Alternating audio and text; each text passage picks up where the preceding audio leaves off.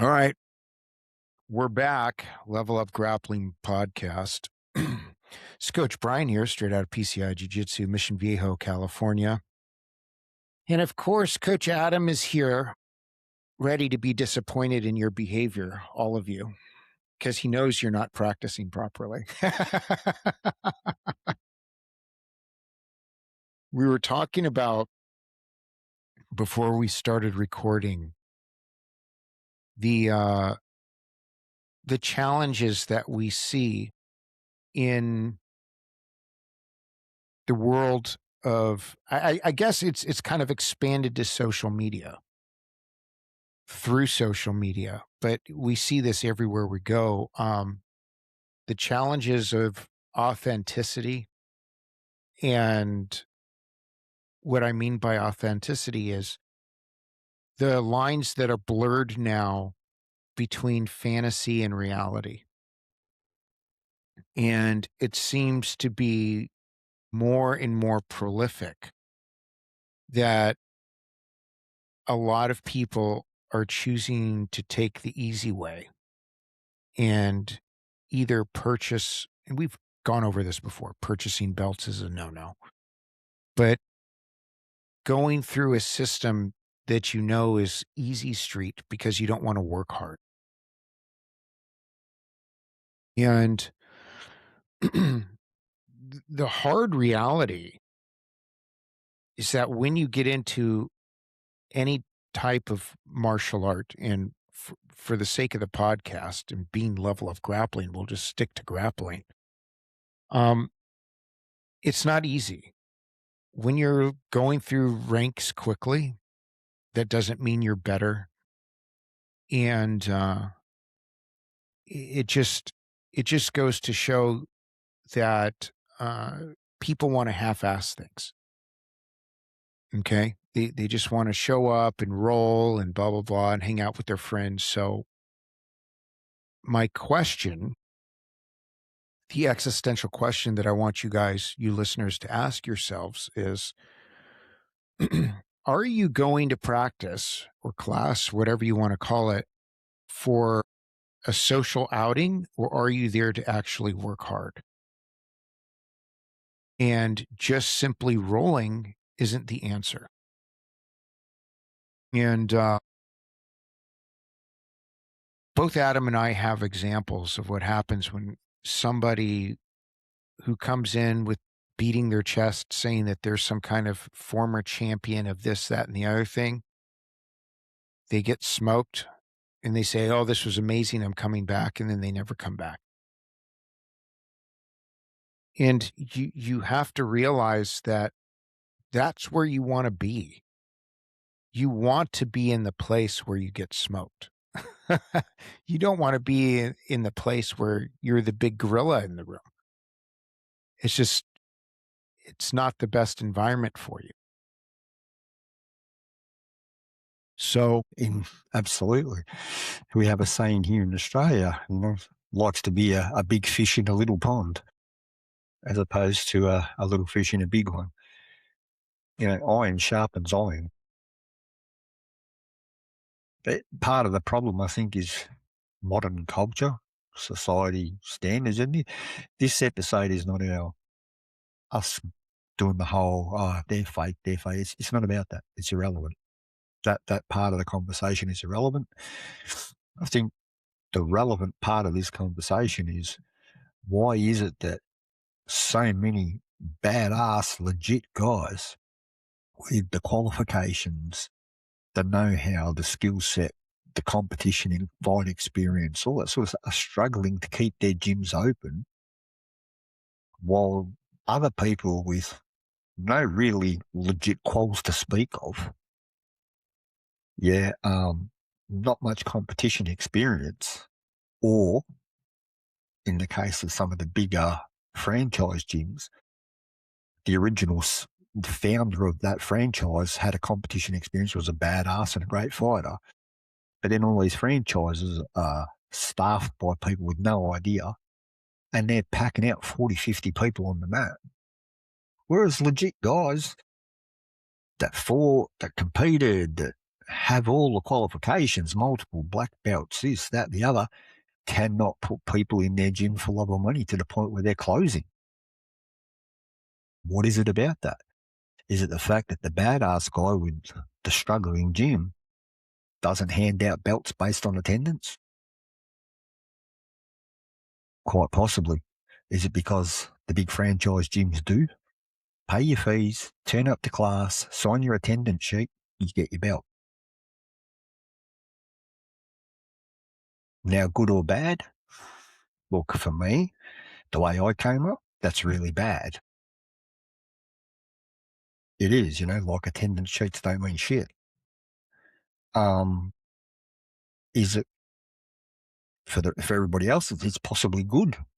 I don't know. It's that instant gratification sort of society. It comes down to everything. Oh, I want Mexican, Uber Eats. Yeah, I don't have to go out and cook Mexican, do I? I don't have to go to the shops, buy the ingredients, come home, cook tacos. Uber Eats. I want the latest grappling book, Uber Eats. I want to know the latest grappling submission, YouTube. Everything is instant gratification. And unfortunately, whilst that's really convenient, and that's the, I guess, progress, technology, all that sort of stuff, at its core, I guess, that the basis of training is training. Do you want to be a black belt and a legit one with the skill set to match? Or do you want to be a black belt who attended enough classes over a 10-year period? I don't know. I guess it's up to the individual, but it is indicative to me of the state of society. It's not unusual. It's not something new. It's just that now it's very permeated into martial arts. It's permeated into even weightlifting gyms and bodybuilding gyms, the old pumping iron guys back in the day, Arnie and Lou Ferrigno and all that. There was no such thing as a 24/7 gym where you get your little thing when you go in there and you do your weight session and you have a shower and a sauna and happy days, and the girls are running on the treadmill in the corner and, they're having a chat about their mother's group, and the guys are over talking about the latest peptides or juice or whatever it is they're on, and they all stroll out and go next door for a latte. The seriousness of athletic pursuits, in my opinion, has changed. I guarantee you none of the guys that are around now that train with me or train at other gyms that have ever trained as hard as I trained. I guarantee you none of the guys over there ever trained as hard as Schultz trained or Bill Shear trained. I guarantee. They never did. They never have to. They don't have to.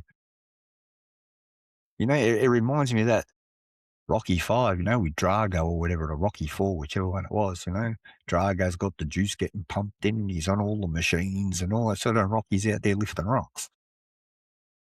It's that modern instant gratification, I want it, there it is.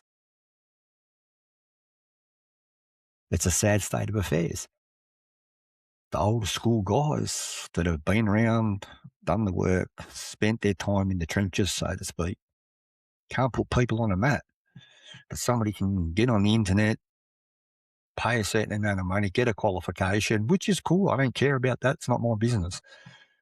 But then when I'm looking at it, I'm going, I know that guy there. I fought that guy there. He's a bad motherfucker. Knows his shit. Yeah, he's a great jiu-jitsu guy, great wrestler, great whatever. He's got like one person training with him. And I know that guy over there is full of shit. He couldn't fight his way out of a wet paper bag. A schoolgirl with a tennis racket and a bad attitude to kick the shit out of him. Yet he's got 60 people on his mat. You get what I mean? It's the equation doesn't work for me. And it's because that guy that the schoolgirl would beat up knows how to market and is working to that instant gratification culture. Whereas the old school guys going, no, it don't work all that. Yeah. As gym owners, do we roll one way? Do we roll the other way? Is there a happy medium? For me, there's no happy medium. I'm still old school. Thankfully, I have a lot of good wrestlers coming to train me because they like it. Wrestling is a grind. They like the grind at my gym. Um, and say to anybody in the audience that's in Brisbane, if you want to grind and actually learn how to wrestle properly and earn what you get, come see me. If you want the easy route, death roll's not for you. It's just not. And it's the same with anything that we do here, whether it's our jiu-jitsu, grappling, MMA, whatever it is, the grind, if it's not for you, death roll's not for you. Yeah, there's a million gyms out there that have 100 people on the mat. You'll be able to sit around and roll once for 5 minutes in a half an hour session and be able to talk for the other 25. There's plenty of people there to have a chat, and you can probably grab the latest juice from the juice bar on the way out, whilst sitting out the front on the cafe seats, sipping lattes and drinking your juice, discussing biomechanics and the latest leg lock from bloody Gordon Ryan or Helena Craver or whoever. Good luck to you. If that's what you call training and that's how you perceive your skill set, I'm happy for you. More power to you. But I guess you got to look at the comparative, don't you? One guy's down there grinding for a gear and then smokes the guys that have been training for 10 years at this other place. Why? Because the training intensity, the training, the level of training is different. It's a different animal.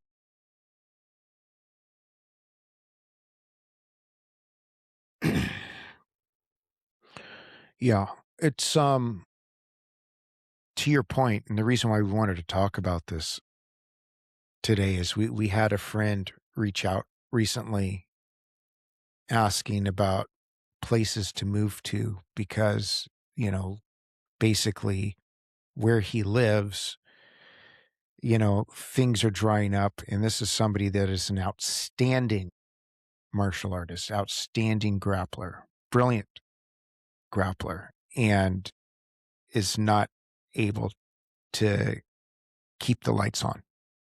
Yet you can go down the road and there's other people that are not even a fraction of what this guy can do in his pinky toe, packing the rooms, And making a fortune. making a fortune. Don't worry about keeping the lights on, making an actual fortune. Yeah. And it's heartbreaking. I can definitely say if teaching was my only financial outlet, I would not be able to survive. But Fortunately, it's not, you know. for me, it is my Yeah. sole income is teaching, coaching, teaching, training. That's my sole income. And I survive. Do I make a fortune like some of the? Hell no. Hell no. I get by. I'm also in a lucky position that I don't have to pay overheads. My gym's on my property. Yeah, I have a large gym, as bigger than some places that are commercial gyms. You see mine, that space, Brian. I've Mm. got plenty of room. I've got a big mat and all, fully decked out gym. I'm lucky I live on a property on a farm where I can do that. I have the space. So I don't have overheads. If I had overheads, if I was renting a commercial space, I would have closed up years ago. Years ago. Because I just don't have the opportunity or the amount of people coming in that want to train that way. And I guess I refuse to compromise the way I coach people to facilitate that instant gratification. In other words, I don't hand out belts because you turn up. If you're chasing belts, well, one, we're a wrestling gym, we don't have belts. When I did teach jiu-jitsu, and look, I still teach the occasional jiu-jitsu class, absolutely. Is it hard to get a belt off me? Yeah, absolutely it is. You got to earn it. Yeah, it's earned, not given. And unfortunately, people don't want to earn shit anymore. And look, I get it. I do. Like, really, if I was starting out and I had the amount of opportunity to click a button and skip 20 years of training, it's very tempting. It would be very tempting to people who aren't competitive or competitors if they just wanted to do it to be a black belt in jiu-jitsu. So let's use jiu-jitsu. And I'm not saying that it's rampant in jiu-jitsu. It's no more rampant in jiu-jitsu than it is in anything else, right? Everything across the board, all martial arts, karate, everything. You can get a black belt quick if you pay enough money. That's the facts. But as it is level up grappling, we'll stick with jiu-jitsu, the grappling art that has belts. Judo even. If I could get a judo black belt without ever having to compete, without ever having to do anything other than turn up, most people that are raised in that instant gratification culture are probably going to take that option because it's not about competition for them. Me, if I came up at this time and I had that option, I would still do it the old way because I wanted to compete. I wanted to fight. That's how I tested. I didn't worry about, do you know Nagi Nakata? Do you know how to do the 37 Gracie techniques in self-defense perfectly? I didn't care about that. I cared about, did I win fights? Was I winning wrestling matches? Was I winning titles in wrestling? Was I winning titles in judo? That was what it was about for me. I was a competitor. But as I've gotten older and as a gym owner, I can see that those people who aren't competitors and don't have that competitive drive to test themselves and push and see where they're at, just what we call a hobbyist, they do it because they enjoy it. I can see the temptation to skip because it doesn't matter to them. Yeah, they're not trying to compete against other black belts. They're not trying to compete against other blue belts, purple belts, brown belts. They're just rolling their roll. And if the instructor's there going, if you turn up and pay me this much money, you'll get your black belt. They don't know any different, right? They're just going, oh, okay, there's the money. I turn up, give me my belt. And that works for them. Then they come to my gym and say, well, even if you don't compete, you still got to compete in the gym against these national champion wrestlers, against these judo black belts, against these jiu-jitsu black belts and purple belts that are national champions or sambo national champions. You've got to compete against those guys every night. I can see how it would put people off. I get it. Do I agree with it? No, but that's me. I'm competitive, and martial arts in itself is, there's lots of facets to it, of course, but things like wrestling, it's a sport. Things like judo, sambo, jiu-jitsu even, competition of some sort is inherent to it. Every sport, by definition, is competitive at some point. Every sport. It's just some place higher emphasis on it. And when you get into grappling arts, those are one of the things. When I got my judo black belt, you had to have 100 competition points. You had to have won 100 points before you could even be considered for a black belt. Didn't matter what you knew. To get a sambo master of sport, you had to be a national champion.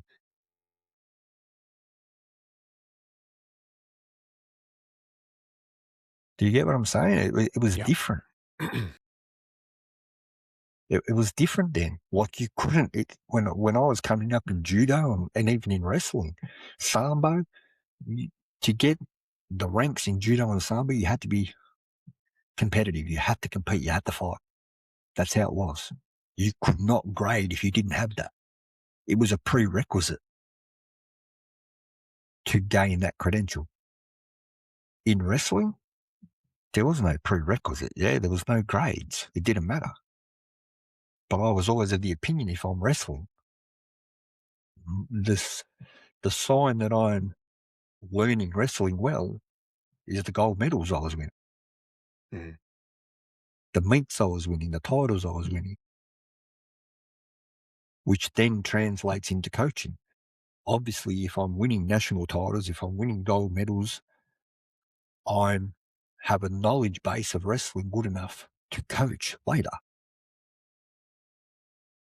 That's automatic, right? If you have the knowledge, does it mean you're going to be a good coach? Not necessarily. I know plenty of national champions in all sorts of sports that are terrible coaches. I also know some fantastic coaches that were shit competitors. Look at John Danaher. Mhm. He's never Never competed a competed. day in his life. Never competed. Never. Yeah. But probably one of the best, if not the best, jiu-jitsu coach on the planet for the modern type of sport jiu-jitsu. Now, it's a real quandary. And I think for me, I just look at it as a gym owner. That's what I look at it as, rather than all the incidentals and the philosophy behind why people train. It's such a broad spectrum as to why people go to a gym or pick a gym that it's near impossible to quantify, really. I sort of sit there and go, some people, they want the culture, they want the social aspect, they want the belts for turning up. Great, enjoy. And the fact that the gyms that do that are making a fortune, whilst the guys who actually put the grind in and want their students to be good fighters, their students to be good at what they do, they're going broke. That tells you something about modern society, I guess. Yeah. Um, it, I think one of the things I like to call it is, I don't want to just say, I don't want to just label it as Instagram, even though it's probably one of the biggest social media platforms, if not the biggest, but it's the social media trap where we have people that when you're on social media, the amount of filters you can use to change the way you look and all these things. And now these AI composites where you can make yourself look like this superstar and all this nonsense. And I think people are so enamored with that if there's a way to do that where all of a sudden they have, I think people are seeking status and seeking authority because they want to be somebody instead of growing into something that they can be. They just want to automatically be rubber stamped. Like I've seen these videos. There's this lady on Instagram where she starts off where you see her very beautiful and this and that and the other thing. And then it flashes to how she makes herself up and she like takes everything off. The hair pieces come out, the wigs come out, the eyelashes come off, the makeup comes off, the fake teeth come off, and all of a sudden she looks like a homeless person. Yet when the finished product, she looks like this beautiful star. In the filters that I see on people in all this, and it it has infected uh, the grappling community greatly. It is infected. It's not just how somebody looks from the aesthetic, but it absolutely has infected the grappling community because you have, and I know we've talked about this previously, you have blue belts that walk around like they're this authority or, and don't get me wrong. There's some amazing blue belt competitors out there that can do all kinds of stuff, but it doesn't matter what trick you still don't have the wisdom or the depth. I don't care how many moves somebody knows. Do you have the wisdom and the depth of understanding to understand how things are connected and the concepts behind the mechanics of how things work? And I'm sorry, you're not going to get that from a BJJ Fanatics video of how many moves um, you can do. Speaking of which, I do want to give a plug to Javier Vasquez's book, The Master Plan. I did go over it. I'm actually going to be posting a review of it, and I'll post it on the Level Up Grappling page and on YouTube and stuff. I'm going to do an in-depth review of the book. It's excellent. I will caution you, though, this is not a move collecting book. It is a book of wisdom from somebody that has put the years of sacrifice in and has taken the study seriously. So I highly encourage everyone to buy the book, The Master Plan, but read it with the respect and the humility that the book deserves, because he put his life understanding of grappling into this book. And it is his vision of developing jiu-jitsu forward, but it's work.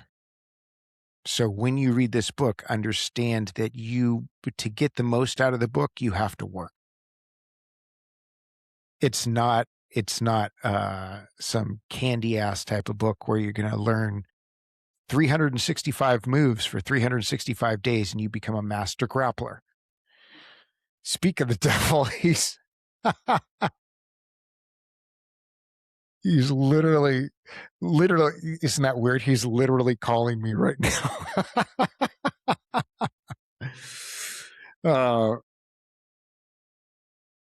my God, that's so funny. As I'm talking about him, he's calling me. Hold on, let me just text Javi. In the middle of recording. That is hilarious. It's interesting. Look, that's interesting. That's weird. weird. That's weird Yeah, in itself, dude. But I do sit there. That is so weird. But I do sit there and go, look, the book, it's work, okay, which means that it's based in training.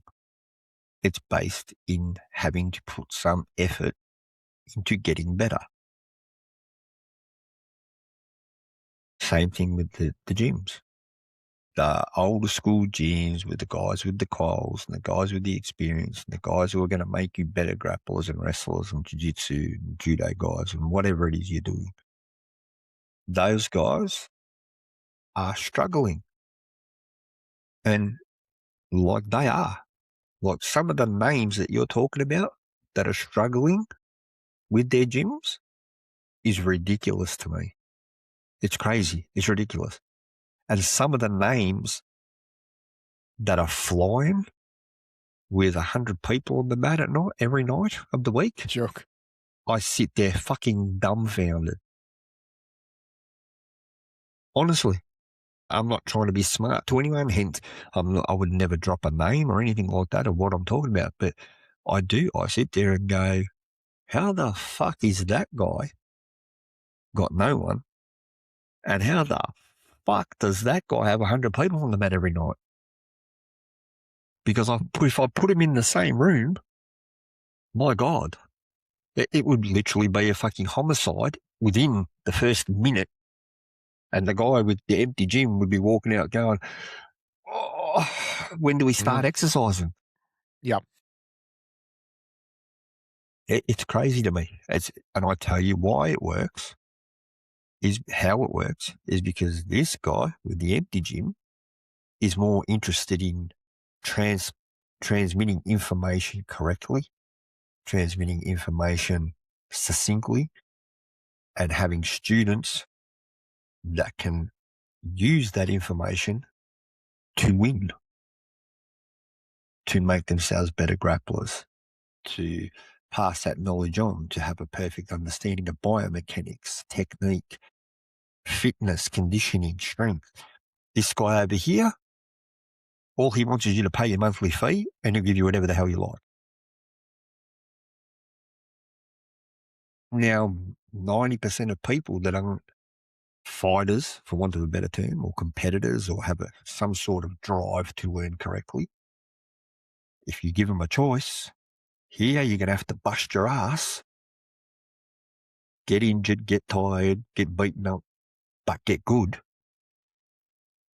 Or you can go over here, cruise, hang out with some friends, have a chat. Like I said, go to the juice bar after. Yeah, sit around, whatever it is, drink your decaf, macchiato, latte, fucking up the ass, yuppie coffee, whatever it is, and have a chat about, wow, how good was that roll tonight? When you spent like all of 5 minutes on the mat rolling with anyone, and that was on 2 separate rolls, so like 2 minutes each, and you were tired, hard work. But if I keep doing that, they give me belts.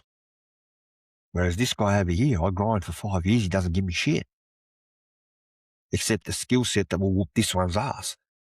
But people don't care about that. If they're not competitors, they don't care. So how does the guy who teaches competitive, proper grappling compete with the guy who just collects his fees and hands out whatever the student wants and keeps them happy? Where's the middle ground? There isn't any. It's extremes. It's literally a dichotomy between him and him. Two drastic extremes. And that dichotomy, this guy's winning.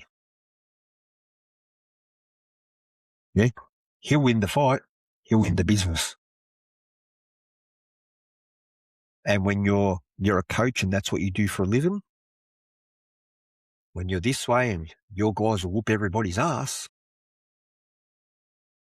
but in order for your gym to beat that gym, your two badasses would have to whoop 200 of his shit cunts.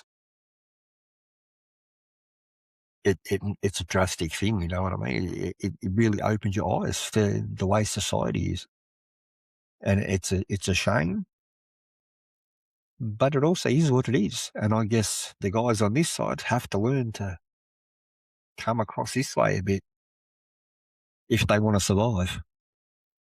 That's if they want to survive. If they are more about the integrity of what they're doing, they don't want to water it down, they don't want to compromise on principles or standards.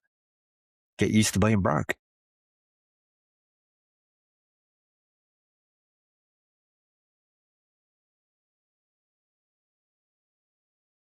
Yeah, I agree with you. I at one point in my life, I had this vision, where I was just like, I'm going to open this big gym. I'm going to create this class of warriors, this and that and the other thing. And then over time, you realize that there just aren't enough people that hungry to um, work at that level. There's not. That's the thing, dude. That's what I'm talking about. If you have the vision of your gym as being this, and I use that term lion's den, Ken Shamrock stuff, you got this vision of just a gym full of badass motherfuckers that can beat everybody anywhere, anytime, any rules. You're dreaming. You're dreaming. It's not going to happen. Yeah, it's just not. Especially, look, you have that luxury if you're not dependent on an income from it. If it is your sole source of income, that dream will send you broke. Because for every one badass competitor, there's 300 hobbyists, 400 hobbyists. And if you're only catering to the one competitor, best believe the gym down the road is going to gather up all those other 399 hobbyists. All right, so let me ask you this, Mm-hmm. because you kind of sparked a question in me. So I agree with your analysis, but then what do we do with the hobbyist that genuinely wants to learn and develop the right way, but isn't by nature competitive and doesn't want to be a public competitor, right? They don't want to go to Jiu-Jitsu World It's League it's and not a, Naga and it's all not that. about the public competitor, Brian. Not once did I say that it has to be a public competition. I mentioned it earlier. If you come to a grind gym, you're going to have to compete nightly against the guys in that gym that are public competitors. That's what it is. No one's expecting you to go out and compete, not on a public stage. But you best believe you come to my gym, I don't expect you to wrestle at nationals. I don't expect you to wrestle at states. I don't expect you to wrestle at all competitively in a competition. But you best believe you ain't going to be sitting on your ass in my gym having a chat about the latest latte. You come to my gym, you have to wrestle. You have to do shit. You have to train. I'm not interested in that whole, we'll have a little roll, then we'll stop and we'll chat about the surf, or we'll have a chat about the latest thing in Brazil, or start chatting about a historical context of an armbar. That doesn't happen in my gym's a wrestling room for a start. Yeah, we teach wrestling, all forms of wrestling. Take your pick, whatever you want to call it. I do Greco, I do freestyle. Basically, they're the two now. Yeah, like I said in another episode, fuck catch wrestling. Mhm. Yeah, and I stand by that. Fuck catch wrestling. If that's what it is now, keep it. Enjoy. Have fun with it. Nothing to do with me. Jiu-jitsu. No gi jiu-jitsu, gi jiu-jitsu, judo, sambo. We have all of it at some point in our gym. And everybody is welcome in my gym. Like, it's not like you have to be this confirmed killer. Yeah, you don't need a kill count to come to death row. You don't. Despite public perception, you do not need a kill count to come to death row. Anyone is welcome at death row. Yeah, turn up, train. But if you turn up, you have to do something. Yeah, there's no sitting in the corner having a chat. When we're there, we're on the mat, we train. Yeah, and my guys will tell you, even if we're not, even if I don't flog conditioning, right? In my opinion, grapplers and wrestlers should be doing their own conditioning work. It's not on me to condition them. If they don't understand that they need to be conditioned for wrestling, if they don't understand they need to be fit enough to do that, strong enough to do that, yeah, healthy enough to do that, that's on them. I teach them how to wrestle. I teach them how to grapple, whatever the rule set is. I teach them judo. I teach them jiu-jitsu. I teach them Greco. I teach them freestyle. That's my job as their coach. I'm a wrestling coach, not a strength and conditioning coach. That's first and foremost. Yeah, I'm not interested in what they do with their conditioning. If you choose not to condition yourself, if you choose not to, and anybody who's been on my page will see there's videos of my wife and I doing 10K runs. Yeah, I'm nearly 60. I'm still running 10K. What's wrong with you lot that are in your 20s?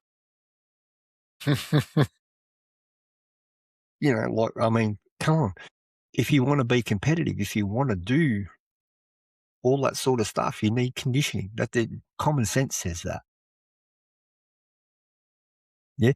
If you want to learn the technical side of how to do the wrestling, that's my job. Anybody is welcome at my gym. You come, you train, happy days. I'm not going to make you do, 500 Hindu squats and then 200 Hindu push-ups and all. That's not on me to do that. I am going to teach you how to arm drag someone. I am going to teach you how to hip throw someone. I'm going to teach you how to suplex someone. I'm going to teach you how to grind someone on the mat and ride them out, leg lace. I'm going to teach you technical stuff, which is what you're there for. But we're going to drill it. We're going to drill it. We're going to drill it. And then you're going to wrestle. This is how it is. That's my gym. Other gyms, you come in, put a gi on, sit down, instruct the teacher something. You go drill it for half an hour, maybe 45. Then you go, okay, free training, everybody. Everybody pairs up, have a minute roll. I'm so tired because I don't do any running and I'm not conditioned, so I'm so tired. I'm going to sit this one out. Yeah, okay, good. Cool, you sit that one out. Somebody else comes in, you go over into the corner, sit down with the blue belt chick who's just churned up from another gym. Hey, how you doing? Have a bit of a chat. And then back for another roll. And, oh, that's not the culture in my gym. But that is the culture that sells. People want that. I guess not many people want to come and grind it out. But in answer to your question, the hobbyists who want to get better, they want to learn correctly, they want to become better grapplers. They don't have to compete internationally. They don't have to compete nationally. They don't have to compete anywhere except on the mat at my gym. And even then, there's no gold medals, there's no points. But you are going to be asked to pressure test. You are going to be asked to live wrestle. That's just how it is. That's what you do with them. Get hobbyists that are serious to actually take their training seriously and train. Yeah. uh, you know, I think I totally get what you're saying, and I agree with you. I still think we have this giant barrier now of people that really don't want to put the work in. They don't. They don't. I was saying to some of my students, I've said this a few times, if I end up by the time I'm dead and gone, if I make 5 or 6 black belts in my time, then I'm good with that at this point. So, Gene LaBelle didn't have a lot, and I'm like going, okay, that's that. I just want them. The mark I want to leave is that I didn't bend. And that's what I had to come to terms with that. I do not want to bend. And to your point, Adam, and I agree with you, this is a situation where to me it's very black and white. Either you bend or you don't bend. I refuse to bend. And if that means, you get a sprinkling of people that come every month because they're the only ones that are willing to actually put the work in, fine. You know, uh, I just cannot uh, put myself in a position where somebody walks around saying, "Oh, I'm a black belt under Coach Brian," but then they go and they embarrass themselves. I'd rather have the opposite, where I have students of mine that are blue belts, where they go other places and they smoke brown belts and black belts.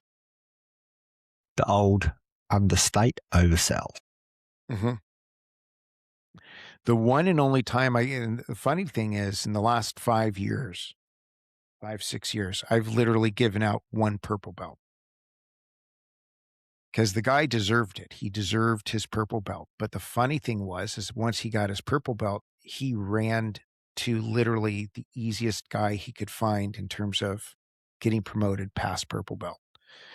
Uh, he's like, whoever gives the Halloween candy, he went with somebody that would like literally just hand him belts and stripes every other week just because he didn't want to put the work in, and I was just like, okay, well, there you go. And it's just like, I look at that and go, okay, well, he can say, yeah, he got his purple belt from me because at the time that's what I felt like he deserved. But the minute he went to this clown that literally has no place even being on the mat, that's how bad he is. And he just, like I said, he hands out belts, I automatically cut it off. And in my mind, it's like, that guy's never going to be anything more than a purple belt. Never. And, and so let's look at that dynamic. The guy who gave the brown belt, that shouldn't even be on the mat, who gave him the rank to be able to promote people to black. It's a little That's sketchy. the, I get it. Yeah, of course it's sketchy. But I guarantee the guy who's handing out the belts that you're talking about has more people on his mat than you do paying monthly fees.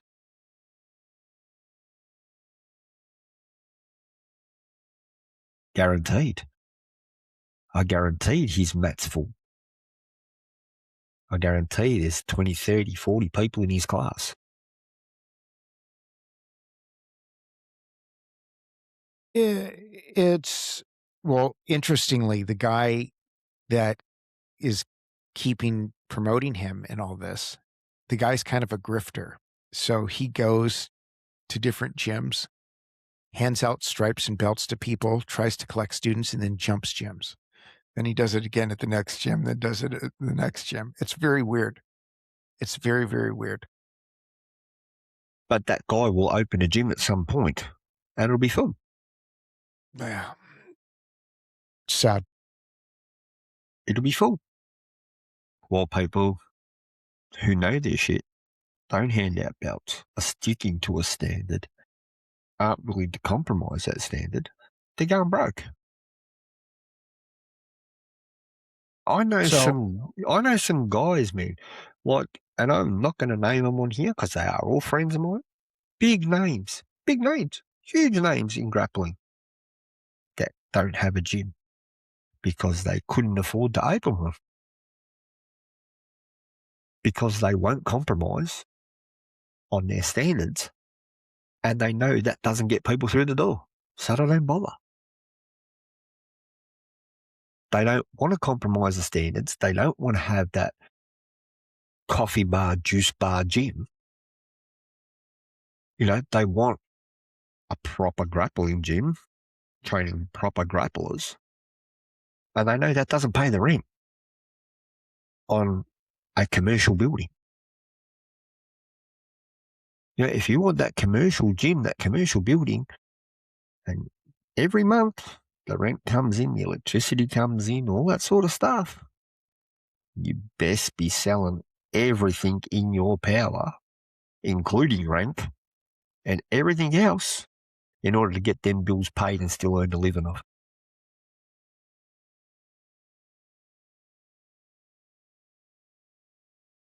And that's the nature of how it is now. That's just what it is. People can say, oh, no, it's not all they want. It's true. It's what it is. Okay, so let's look at a hypothetical here. Mm-hmm. You're a sincere hobbyist that wants to develop the right.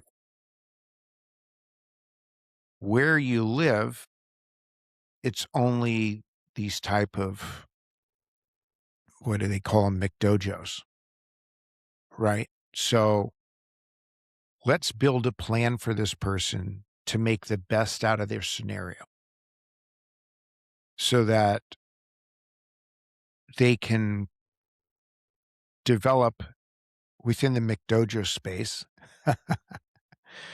with some sense of integrity, considering the McDojo has no integrity. That's the Okay, quandary, isn't it? How do you make a student integrous when their instructor has none? And I actually think there's guys out there that are, but you know, it's one of those things where there's certain pieces you're going to have to reconcile. So I'll start with this. Number one, keep listening to the Level of Grappling podcast because we're going to set you straight week in and week out, right? Here's the thing that you know, Adam and I are not going to lie to you. We're not going to pull any punches. Yes, we've heard the complaints online that we were the two grumpy old men that complain about everything, blah, blah, blah. Guess Fuck what? We're you not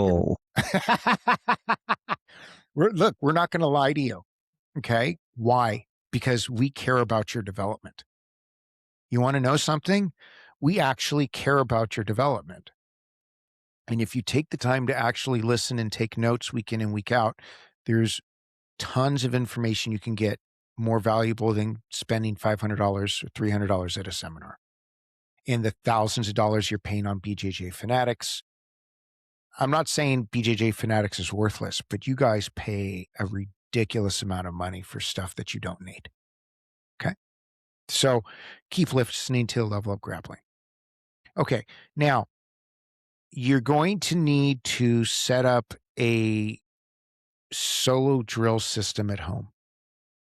So going beyond what you're learning at the gym or what you're doing at the McDojo, you're going to have to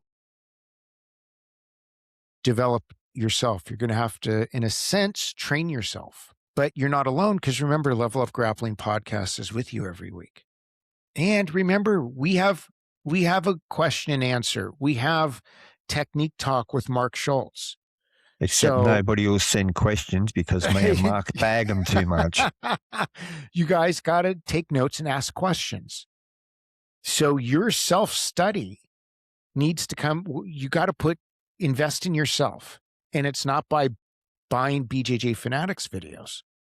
You can set up, look, here's how little you need. Okay, you can buy some kind of, I have like a weighted bar, get yourself a Bulgarian bag and a stability ball. Literally, that's probably all you need to develop your conditioning and your movement. Start working solo drills, hip switches, sit outs, slides, everything you can imagine, do it. Build it, build your grip strength, work your footwork, your pivots, everything, level changes. You can do all this with probably less than $200 investment. Okay. If you want to get some solo mats, you can get some mats so you don't burn up your knees.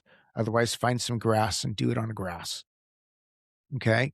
But literally, for a very small financial investment, you can have the tools at home to really get it going. Otherwise you can do it at a fitness gymnasium too. What is that? I mean, you can, here in California, you can get a really, really nice gym for $20 a month. And they're going to have all the weights. If you're lucky, maybe they have a swimming pool, but they usually have some kind of multi-use fitness room that has the stability balls and all that. Do that. If you don't want to have it at your house, if you have too small of a flat or something, do it there. Spend the $20 a month and do it there. When you are going to your McDojo, set up your own drills. So instead of just rolling and going, oh my God, I'm beating everybody's ass on the mat, because you probably will if you're that sincere about developing yourself, set up your own drills where you're putting yourself in bad positions constantly. And you have to handicap yourself. Every roll, handicap yourself severely. Maybe I'm only going to work my left side. I'm going to only use one hand. I'm only going to start from somebody mounting me. I'm only going to start from this crossbody ride. I'm only going to start from a north-south choke, and I'm going to work my way out. I'm going to make sure that I'm working my grips. I'm going to find somebody that'll work takedowns with me. That is one of the hardest ones, especially when you're at McDojos. Who wants to work a takedown? Nobody, because the instructors don't even teach them. I'd say at least 90% don't even know proper takedowns to begin with. But that's what you're going to have to do. You're going to have to create a cocoon within your McDojo and develop yourself. Really, truly develop yourself and take the sprinkling of information that you're getting from your McDojo, come back to Level Up Grappling Podcast, ask myself, ask Coach Adam, ask Mark Schultz, hey, what does this mean? How can I make this better? I got this from my coach, but I think it's missing something. Or what did my coach mean when they said this? Or how is this connected? Because our teacher, our professor, our coach, whatever that you call them, didn't explain how it's connected. Can you please explain this? We'll answer it. We It's not will. that hard. Here's my thoughts.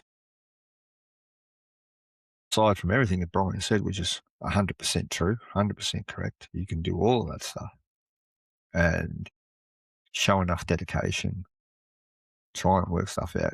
You'll get better. You will, because you're putting in more effort than anybody else.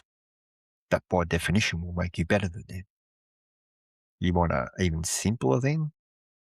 Instead of paying $100 for a BJJ Fanatics video, $50 for a BJJ Fanatics video, $20 for a gym membership, anything like, how about you put that money into your fucking fuel tank and drive to one of the gyms with legit coaches that need you on the mat to keep the fucking joint open? How about that? Support the sport and support the guys who supported the sport for generations. How about that? Instead of paying money to people who don't need it, let's face facts. I don't think Gordon Ryan's latest leg lock video, I don't think Gordon Ryan needs the $100. I think he's doing okay. But the poor bastard in the wrestling room down the road from you, if it's a half an hour drive, wow, big effort, drive. Go see the coaches that need you in their rooms. Go see the coaches that need you in the gyms to keep the lights on. The guys that are legit, that want to make you better, that will make you better. Spend the fucking money, put a bit of effort in and go train with those people. That's the bottom line. You want to get better, train with better people. You want to do something for the sport, go support the people that are trying to keep the sport alive, not just sell it off in little bite-sized increments to everybody because they turn up. That's what you need to do. And yes, stick to Level Up Grappling. Listen to us. You got a question, send it in. I don't want to hear that, I don't want to send the question in because Adam and Mark are going to hang it on me. We probably will.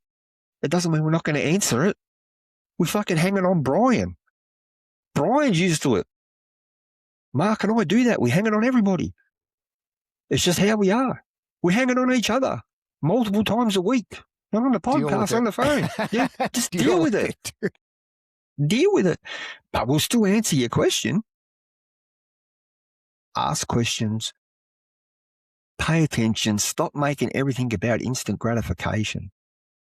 Yeah, I understand that this is the way of the society at the moment with the internet and, like I said, Uber Eats. And I want Mexican. I don't got to go and strain myself to make Mexican. Press a button, Uber Eats comes with Mexican. Part of the problem is convenience. Modern convenience and comfort has made it very difficult for people to do things that make them uncomfortable. And it's what I said before, you can't teach hard shit to soft people. You can't. And to your point, I agree with you. The only caveat would be is if you're in a location like a small town and there's really no options. I bet you they got a high school wrestling room. I agree. They have a high school wrestling room. Go to it. Train. They're open to the public. Go to it. Ask. Turn up and say, hey, man, can I give you $20 to sit in on a session? Believe me, the coach is going to go, $20? I don't know. You can sit in here and wrestle a national champion for all I care. You know, back in the olden days, before there was any BJJ Fanatics or anything like that, me and old Uncle Chucky, shout out to Uncle Chucky, we would drive hours to train with the people we wanted to train with. And we would also do it a lot of times on the same day. So what people need to understand is we would start early in the morning. Let's say if it was a Saturday morning, we would go drive from where we lived, drive to go see Chris Howder on a Saturday morning, right? Get there 9 a.m., 10 a.m., whatever. We'd go train with Chris Howder for 2 or 3 hours. We would leave. We weren't done training once we left Chris. That's just when he was done. Then we would get back in the car, go drive 2 hours somewhere else to go train with other people, do that for another 2 or 3 hours, and then maybe go home. Our day would be done at 7 o'clock, 8 o'clock at night, and we were starting at 9 o'clock in the morning. Then we would do it again on Sunday. And then, I was very fortunate and blessed that the type of work that I did for 20 something years, um, I had an open schedule. I was able to work during the day and I had a very large territory. So there's a lot I could do. So what I did is I would plan my routing not just to see the clients that I needed to see, but what gym I could go to during the day. So part of my territory was South Central Los Angeles. So I was very fortunate to do boxing training in South Central Los Angeles with masterful boxing coaches. Now, it was very hard to decipher a lot of times what they said because what you guys don't understand is back in the olden days, they had something we called mush mouth. And mush mouth is something from when you get hit in the head too many times. And your words are so slurred together that even though they're speaking English, it doesn't sound like English. Okay.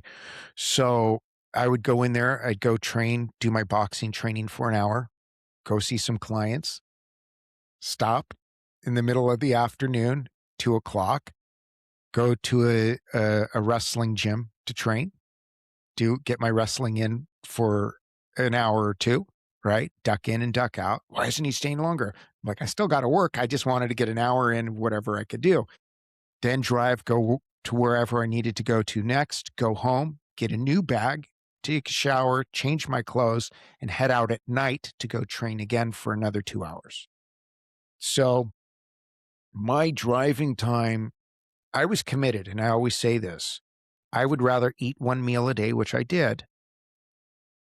And if I sleeping on somebody's couch, I'm sleeping on somebody's couch. If I'm just renting a room with literally nothing in the room, but a yoga mat, I slept on the floor for years. Okay. Yoga mat, pillow, and a blanket. I didn't even own a bed. I didn't care because all I wanted to do was train and I wanted to pay for the best guys in the world. And the funnest part about all that, I make jokes about it all the time. When RCJ Machado split up, so the Machado brothers all went to different places, I had to go chase them around, right? So I never trained directly with Carlos Machado. He had gone to Texas, but like for instance, Hegan, trying to find Hegan to go train with where Hegan was going to be that day was like playing whack-a-mole. And at one point, years ago, he had this giant yellow Hummer with, it looked like the Incredible Hulk with his face on it on the side. So it'd be a lookout like, hey, do you know where's the thing going to be today? You kind of knew it was going to be a couple locations around Southern California, around LA area.